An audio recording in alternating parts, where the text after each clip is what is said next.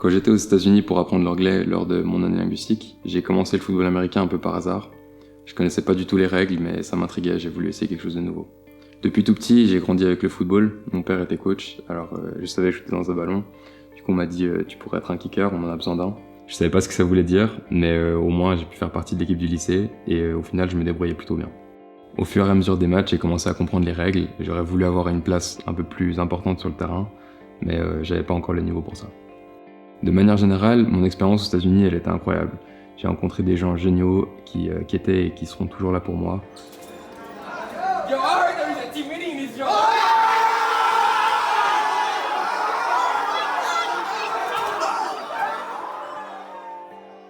Je me sentais soutenu et chaque jour, il me poussait à être une meilleure personne. Donc j'ai vraiment apprécié ça et j'étais comme dans un rêve où tout était possible. Et je me souviens, je m'étais dit qu'un jour, je reviendrais pour jouer dans une université.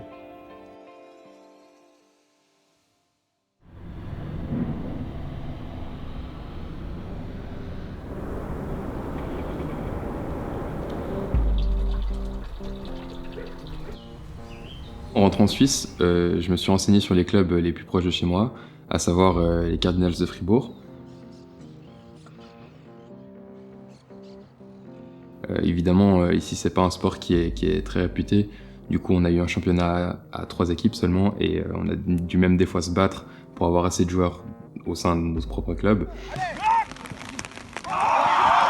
Mais au final, on a quand même joué ce championnat, on a gagné le championnat et j'ai même été nommé MVP Offense au sein du club.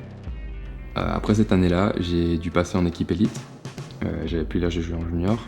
Du coup, j'ai décidé d'avoir un nouveau challenge et j'ai voulu partir en Ligue nationale A chez les Grizzlies de Berne. Malheureusement, à Berne, on n'a pas eu de saison à cause de l'arrivée du Covid, mais mon objectif était déjà bien plus loin, du coup, j'allais pas m'arrêter là. Un jour, j'ai découvert l'organisation PPI Recruit sur les réseaux sociaux et j'ai vu qu'ils donnaient l'opportunité aux jeunes potentiels talents d'aller visiter des universités lors d'un tour aux États-Unis. Du coup, tout ce que j'avais à faire, c'était d'aller à un de ces camps, me faire repérer et espérer me faire inviter pour aller à ce fameux tour. J'oublierai jamais, un jour, François nous a appelés et il nous a demandé de visionner une vidéo sur le tour de PPI. Puis alors, on regarde la vidéo et puis tout à coup, François nous dit c'est ça que je fais. Puis là, on s'est dit waouh, quelle ambition et tout, on était un peu surpris. Puis tout à coup, il me dit je suis déjà inscrit. Donc je dis ok, alors on va aller avec toi au camp à Thun et puis on l'a observé. Puis François, il s'en sortait bien, donc du coup, on était assez étonnés, et puis, mais on ne s'attendait pas quand même à une sélection. Puis à la fin de la journée, il y a le verdict, puis là, il reçoit un papier, puis nous, on pensait que c'était un bon ou un cadeau, parce que tout était en anglais, puis je ne comprends pas l'anglais. Et là, tout à coup, il y a un garçon qui arrive en courant, il dit « il est pris !» Alors du coup, c'est là qu'on a appris que c'était bon, quoi. Et je me rappelle, après, j'ai couru vers mes parents, on a presque fondu en larmes, parce que j'avais pas encore réalisé mon rêve, mais je voyais que mon travail portait vraiment ses fruits et ça allait vraiment être un tremplin pour arriver à mon objectif final. Après ça, j'ai vraiment décidé de doubler de volume au niveau de mes entraînements. Forcément, j'avais enfin une vraie opportunité qui s'était présentée, alors même si j'allais encore à l'école la journée, j'ai décidé de vraiment m'investir là-dedans au maximum.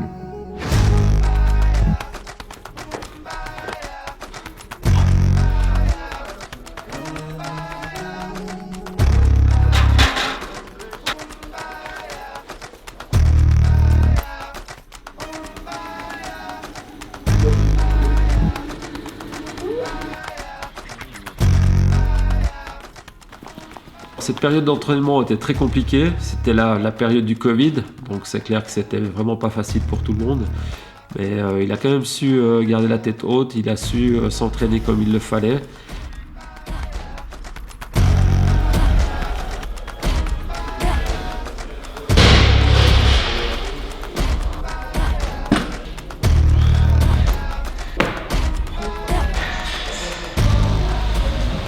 Il n'avait qu'un seul objectif, c'était d'arriver à ce tour et de faire quelque chose de très positif.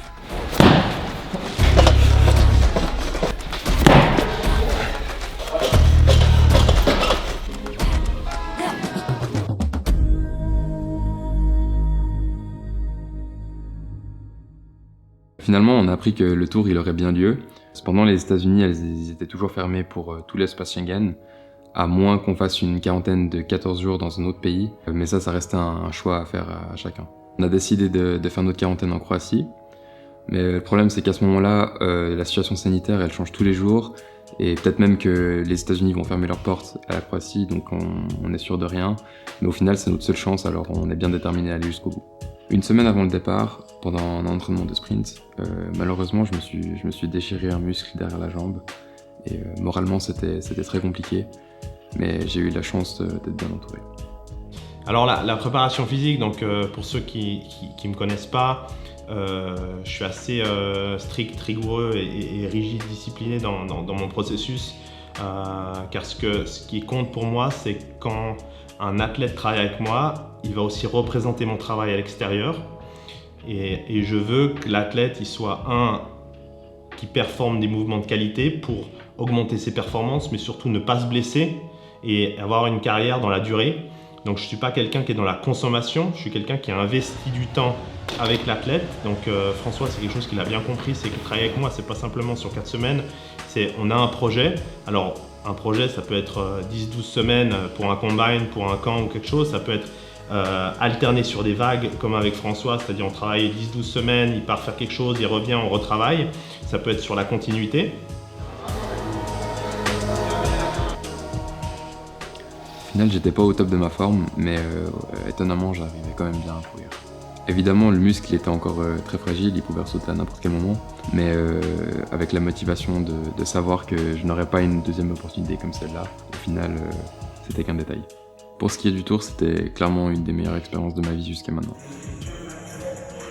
Autant c'était très éprouvant physiquement, parce qu'on avait des fois 1 ou 2 camps par jour, en plus des visites. Il y a des nuits où on dormait très peu, peut-être seulement 3 ou 4 heures, parce qu'on devait se lever pour faire la route pour aller à la prochaine université à chaque fois. Mais au final, on savait qu'on avait signé pour ça, donc on savait à quoi s'attendre. Et au final, on a pu vivre des choses vraiment uniques, et du coup, on est très reconnaissant pour ça. Rentrer du Tour sans signe de bourse, c'était vraiment compliqué pour moi. Mais au final, chacun fait son chemin, et je sais que le mien ne s'arrête pas là. Tout compte fait, c'est une excellente expérience de vouloir justement aller jouer en college, d'aller jusqu'au bout de ton rêve et surtout de continuer à travailler. Peu importe les obstacles dont tu vas faire face, que ce soit des refus, des désillusions, des blessures, ça ne doit pas être une finalité, mais une envie de te surpasser, de dépasser, te rendre plus fort et d'être déterminé à ce que tu veux. Et quand tu auras terminé ta carrière, l'important c'est de ne pas avoir de regrets et d'avoir tout donné. Peu importe le chemin, il sera sinueux, il ne sera jamais linéaire. C'est de continuer à vouloir être une meilleure version de toi-même, t'inspirer des meilleurs joueurs, mais de ne pas vouloir te comparer aux autres. L'important c'est toi, c'est où tu étais et où est-ce que tu es demain, et de te concentrer vraiment tous les jours, qu'est-ce que je peux faire pour un meilleur athlète. Il faut que tu mettes tout ça en perspective et te dire ok, je vais step by step et je donne simplement le maximum. Comme ça, j'ai pas de regrets, peu importe ce que l'avenir te réserve. Je n'ai pas peur de l'échec, parce que si tu n'échoues jamais, c'est que tu n'essaies même pas d'y arriver, et comment tu peux vraiment connaître ton potentiel si tu vas pas au bout des choses? Je trouve que c'est admirable. Ce n'est pas dans l'issue, mais dans l'acheminement du but pour apprendre à grandir le plus vite et le plus fort. C'est ça qu'il faut retenir.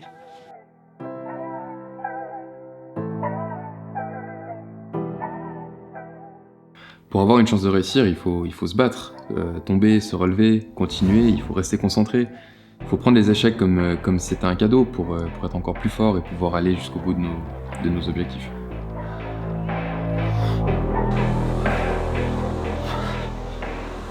Et au final, tout ce que je sais, c'est que maintenant, je dois me battre pour aller jusqu'au bout.